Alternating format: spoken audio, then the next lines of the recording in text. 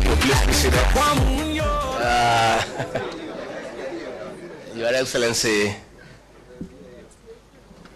former Vice President, the Honorable Stephen Kalonzo Musyoka, Kiongozi wa DAP Kenya, the Honorable Eugene Wamalwa, honorable members, senators, MCAs, and all leaders present.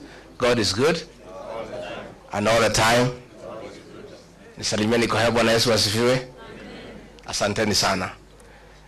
Party leader Eugene Wamalwa, let me also offer my congratulations to you, your NEC, and the party of DAP for the unveiling of your offices here today, and I'm honored to have been invited because it's a great milestone in our democratic process, and as we embark on a journey to liberate this country from bad governance, corruption, and dictatorship.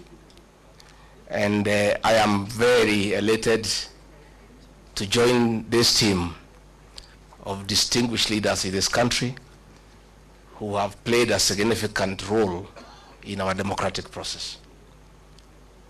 I have come with many senators and members of parliament who we work with as a way of showing our solidarity with this team. I want to give my commitment and that of my team and our supporters, and there are many, they are in millions, that we are part of this team and we'll walk this journey together to liberate this country. And we shall make whatever sacrifices necessary to make sure that William Ruto is a one-term president. People have short memories. President William Ruto has a very short memory. This team here, we sat with him in my house and we assured him that he'll be president and we will do whatever it takes to make sure he is president.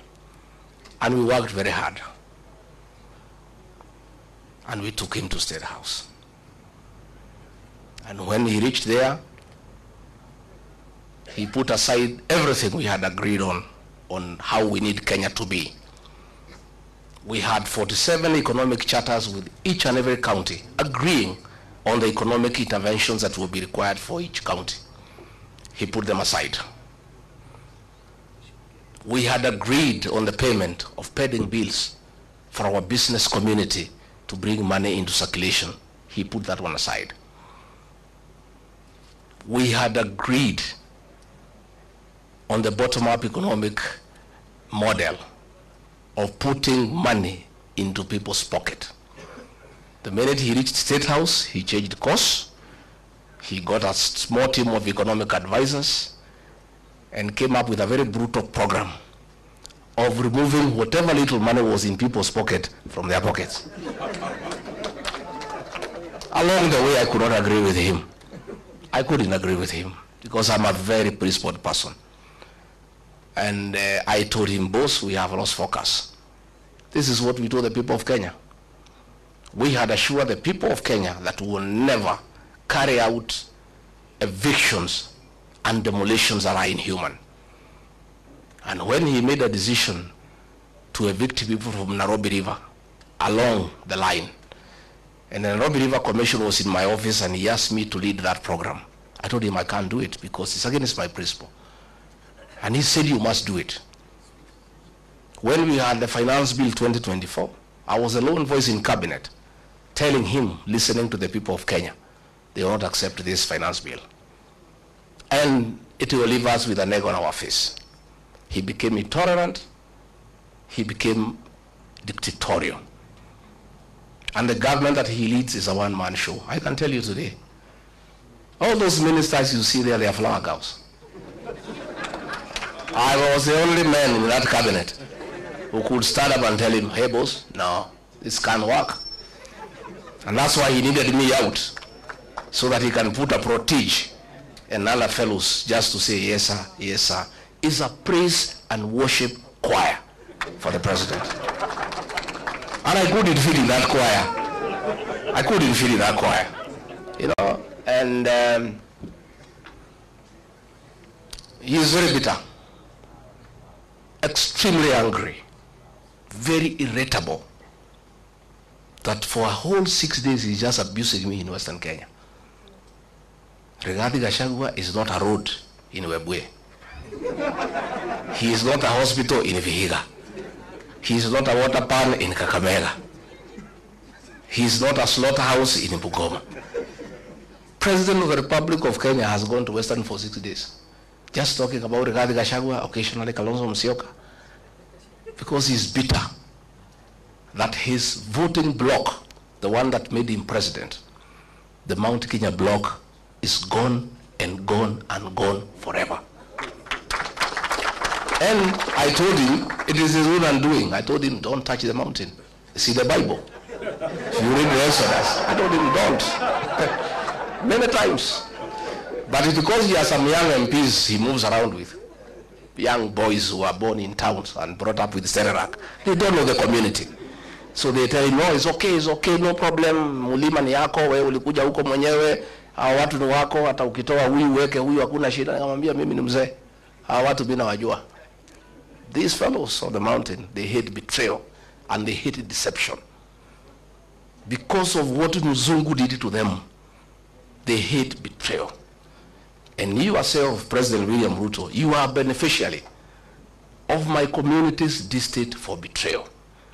When they decided that Uhuru Kenyatta has betrayed you, they turned against Uhuru for betraying you in their view and voted for you. And you are not one of them. They hated one of their own to support you, and you are not one of their own. If you betray one of their own, you will tell me the story. Today, as we speak, his messages of condolences are unwelcome in the mountain. And you know that's the lowest it can go. You know funerals are very solemn.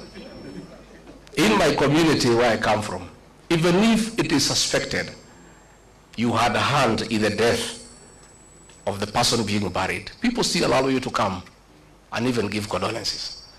When the people say they cannot listen to your condolence, you know it's over. The other day we were in Embu, and they are trying to blame Justin Muturi Bidan because the people rejected his condolence message. The president wrote him abusive messages the whole night, threatening to sack him. But even if you sack Bidan Muturi, nothing will change in that area. Nothing. And I told him, and he cannot say I did not tell him. Because me, I'm an honest man. I sat him down and I said, boss, you believe my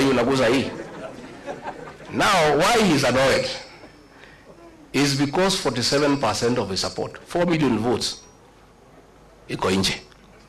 Sasa anategemea ati Raila akienda AU, he can transfer zile zake. Zile za Raila zilikuweko za Wiper, they are not there. Ile ya Mlembe is not there. Hii ya Kisii is not there. Huyu jamaa amekwama. Amekwama. And I can tell you, because I know him, he is cornered. Kazi yetu rahisi sana is to stay together and unite our people. Mimi naomba jamii ya Mlembe. Amekuja huko anaita mimi mkabila. Ati ndio mimi nisisaidie nyinyi. Siku nilimsaidia, hakujua mimi ni mkabila. When we voted for William Ruto, we knew he's not a Kikuyu. 87% of my people voted for him. We knew he's not a Kikuyu. 13% voted for Raila Odinga. We knew he's not a Kikuyu. We had our own candidate called Wahiga Mwaura. We never voted for him. Because we are not tribal. Saa hii ameona tunashikana na watu ya Wiper. Ameona tunashikana na Mlembe Nation. Na hapo Mlembe Nation ndio naona amekwamia hapo. I think it's his last hope. Sasa anakuja huko kusema ati mimi ni mkabila, ati ndio msinikaribishe tusifanye pamoja. President William Ruto, hear it from here, Chui House. The same way Mulima ilisaidia wewe, it is possible tunaweza saidia hii watu ya Mlembe. It is the same way tunaweza saidia huyu Kalonzo. Na sisi hatuna contract na wewe. Deni yetu na wewe tulimali. we had intended to pay you in 2 installments. Tukakupatia the first installment, ukagusa mlima. Hiyo deni ikafanya nini? Kaisha. We owe you no debt. So, anaenda pale Western, anasema tumefukuza huyu Rigathi Gachagua, and he is corrupt. William Ruto, my friend, do you have the moral authority to talk about corruption? And we sympathize with you because juzi kumekuwa na opinion poll on the most corrupt person in the world. And we are unhappy that you are rigged. Instead of giving you number 1, they give you number 2.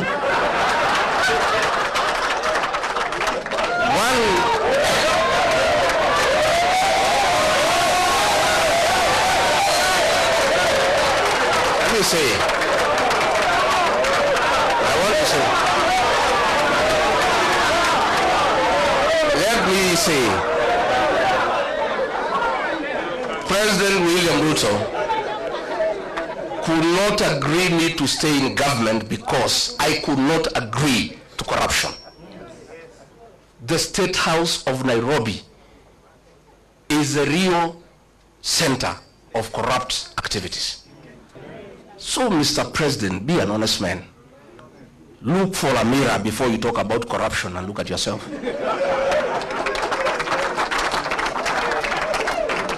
If you think the people of Kenya are very intelligent, Rigathi Gachagua has not been associated with any scandal in this country. So wewe unaenda pale unasema he is incompetent. In matters of incompetence, Mr. President, I tend to agree with you to a certain extent. Serikali yako ni ya uongo, kutenga, kudanganya watu. Uliandika mkataba na watu ya Western,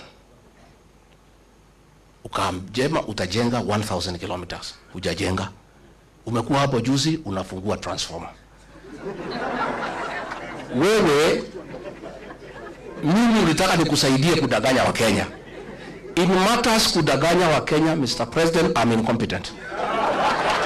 Absolutely. I accept. Because hiyo alikuwa anataka tuende kulaunch barabara na anajua hakuna budget, tukitoka matinga inafanya nini? Sasa hiyo ndio kazi rais anataka nimsaidie. Ndio anasema huyu haelewi programu za serikali. Sasa kwenda kupeleka matinga ukijua hakuna kazi inafanya, hiyo ni programu ya serikali. He was telling me to go and defend Adani. Tulikuwa na Eugene Wamalwa, huyu mheshimiwa, na Onyonga kwa mazishi Kitale. Huyu Onyonga akaamuka, akalima serikali mambo ya Adani, na mimi nakaa tu vale. I don't want to nod because I'm still in office. That Adani thing is the worst form of corruption in this country. So mimi nilipoamuka, I never responded. So one of the PAs ya mkubwa akanipigia simu. Mtu yuko huko, mtu ya Saturday 6. Wewe ni deputy president ya sangapi?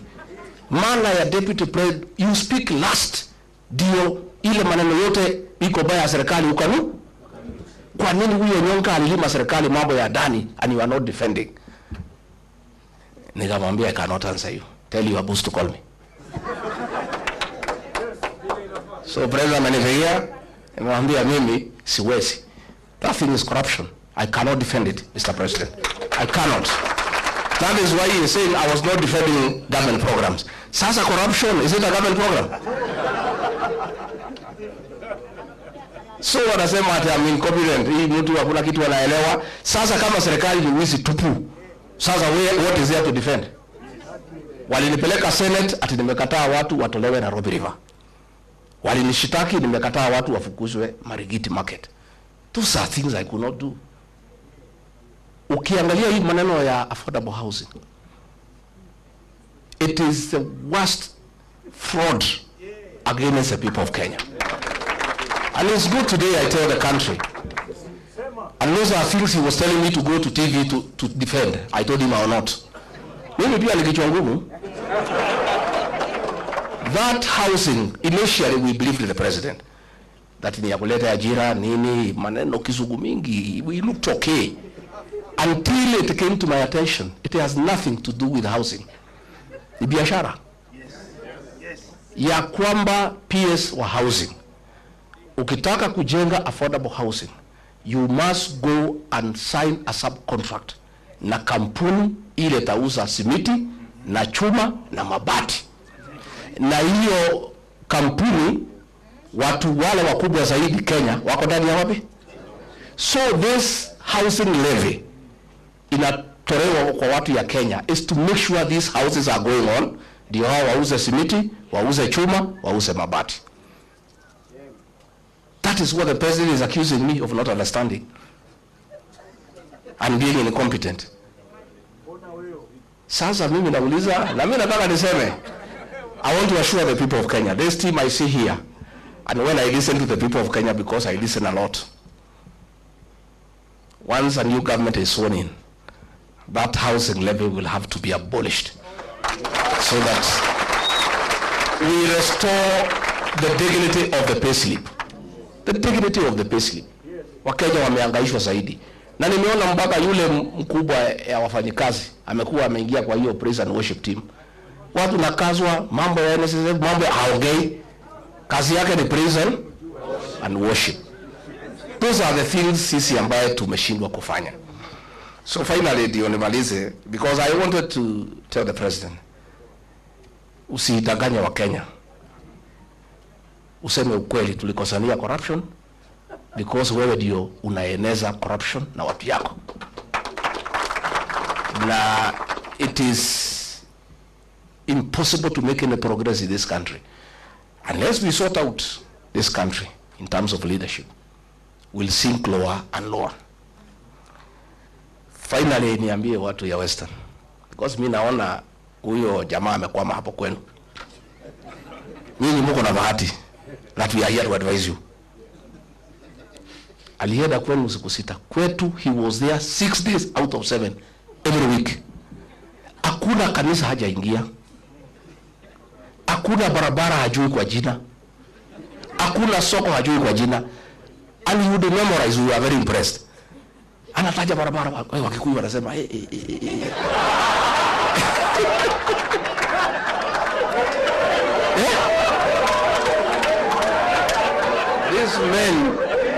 These men called a community that has pride, a community that's hardworking, that is rich. Watu wamesoma. He called all of us, our bishops, our reverends, our pastors. Hata huyo Waititu na mimi Rigiji, he called all of us. Alikuwa anakuja, kuangalia osho. Sasa amekuja kwenu, Musangalele, Mumalamu. That is the same script. Nyinyi mkikubali mtalia vile watu ya mlima wanalia. All this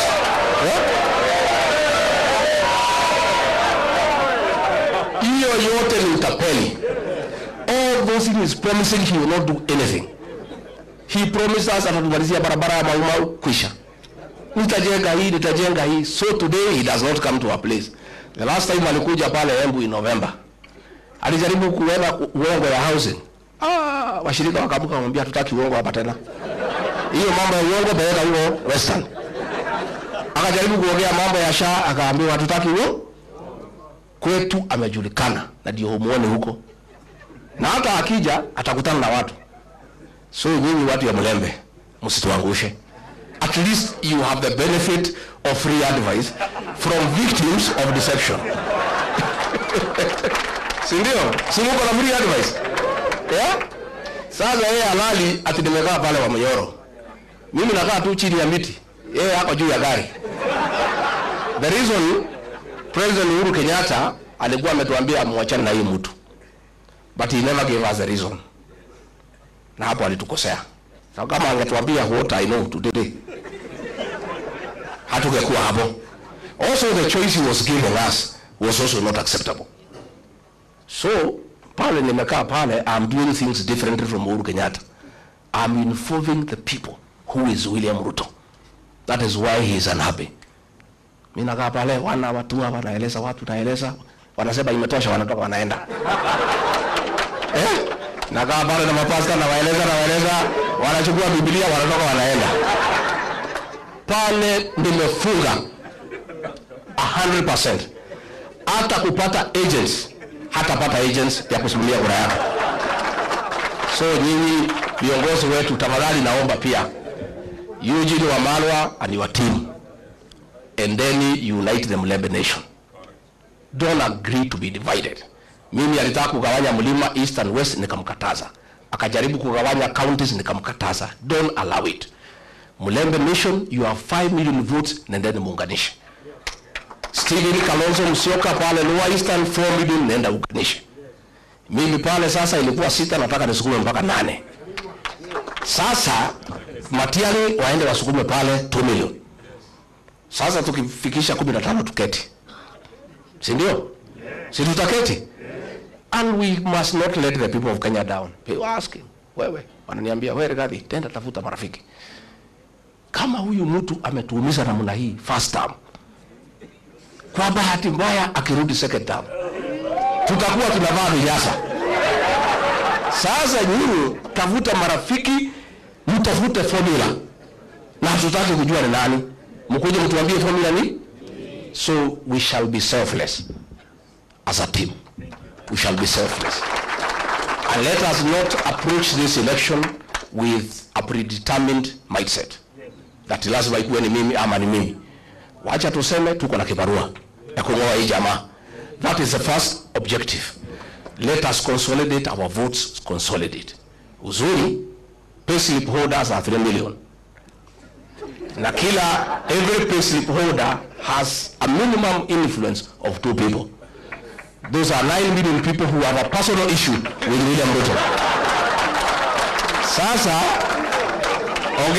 ongeza Gen Z. Maneno inaisha. So, and I want to, as I sit down, I want to ask our Gen Zs, please, you are doing a very good job, our sons and daughters, on the social media, keeping this guy in check. Continue. But that is not enough. You must take IDs and register as voters. Because the final transformation of this country will happen on the ballot box. Not on a smartphone. The smartphone will create the awareness and create the necessary mood and mobilize people.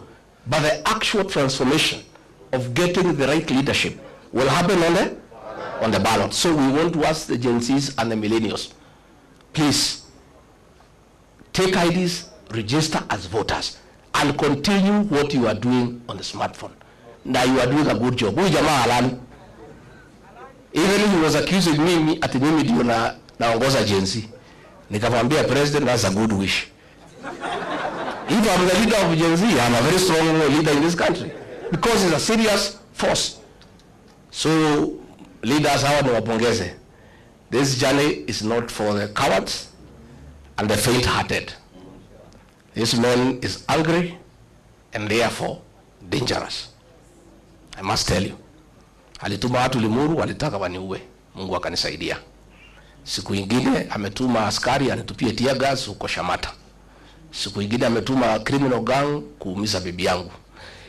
What he must know is that some of us, and he knows us well, of course he is forgetting. When the fourth administration was against him and persecuting us, we stood with him and never feared. Sisi si watu ya kuziwa uoga, hata tukiuziwa hatuna pesa ya kununua. But I want to tell these leaders, you must be steadfast. You must be on the right side of history. And with these two great leaders, and Matiang'i and the others who come on board, we'll work together. Na tutasaidiana. We'll continue consulting, tutatembeleana. Hivi karibuni, we are also going to unveil our movement. And it's a serious movement. And it's a national movement, but the home of the mountain. Just like every party has a certain home. It's a national party, but with a home. Watu ya mlima wamesema sisi tulienda harusi na gari ya mtu mwingine. Kufika kwa mtu tukaambiwa tushuke. Sasa tunatafuta gari yetu ya kwenda harusi. Sasa kila iko magari hapa. Sasa tutakutana kwa harusi, Mercedes iko, Range Rover iko, magari imejaa wapi? Pale. This UDA, when I make my announcement in another few weeks, will be a shell. It will be a shell. There will be nothing. Ulifukuza sisi, tumetoka na watu wetu wote. Nobody, even people are impatient. If you know the pressure I am under to announce the vehicle, I am not sleeping. People are impatient and they don't want to see anything yellow. You know? So, sisi tutauda gari yetu na itakuwa ni gari kubwa na ya Wakenya wote. Na tunataka tuungane pamoja na hao wengine tupange Kenya. And we mean well for this country. Na mtu asikuambie ati sisi ni wakabila kwa sababu tunaunganisha nyumbani. You would be stupid to go to the national table before you organize your house. Lazima kila mtu apange nyumba ya, alafu ndio tuketi kwa meza ya Kenya, si ndio? So we must all organize our houses so that tutengeneze nyumba hii, tutengeneze hii, tutengeneze hii, tutengeneze hii. Yeye is bitter kwa sababu hii yangu alikuwa anafikiria ni yake. Sasa amejua si yake. Sasa ako na machungu. Na there is nothing we can do. Hatuwezi msaidia, pole. Wewe omba Mwenyezi Mungu huyu mzee aende AU kama he can give you his base. I don't know whether loyalty is transferable. Whatever he can give you, you see what to do with it. Hii ya Western naona kama imeenda, Ukabani imeenda, ya Kisii imeenda. Sasa pale kwake tutapambana. Hata sisi tutakuwa hapo. Baba akienda ile tabaki pale tutangangania na wewe. Si tutangangania. Kwa sababu hata there are some guys who came to see me from Siaya. Wanasema they came to my house. Wanasema sikia Tukiji. Sisi our loyalty is not transferable. Sisi ni watu ya baba. Akishaenda AU tuko free. Na sisi vile tunaona yeye ni mtu ya kusema ukweli tunaweza elewa. So even that Nyanza baba akienda will be there also. Because there are also people who want to join the rest of Kenya. So mimi nimefurahi sana and thank you very much na tumeshukuru. DAP Kenya continue consolidating. Until Governor Natembeya asiuziwe uoga. Na hata akiuziwa asinunue. You know they were saying that when they impeach me at I am finished at 2 weeks alidanganywa na vijana hapo hii ya town. Hii mlima they have no use for any leader who is not having a position. Tukitoa huyu wanawachana naye wanachukua yule mpya. Sasa kila siku wanaongea juu yangu. Na bado wacha tuweke gari tuungane na hao viongozi and then tutembee. Na mwaka hii ya 25 ndio ya kujipanga. 26 ni si ndio? Hii 25 tupangapange and we'll agree so that we have enough members of parliament. We'll sit down so that we don't compete against each other. Kama hii Nairobi we have 17 constituencies. Nilikuwa nafanya hesabu naona between this team we can take 15 out of 17. Hii governor ya Nairobi tutachukua asubuhi mapema. Within this team here, we just sit down and do proper arithmetic. Nakuru, everywhere, Mombasa, will sit down so that we don't fight against each other. Tutapangana vizuri, ndio tuone maisha itakaa namna gani. Otherwise, I want to say thank you very much. May God bless you. Mtasalimiana? Mtakuja kutembea Manyoro? Mtakuja siku gani? Asante.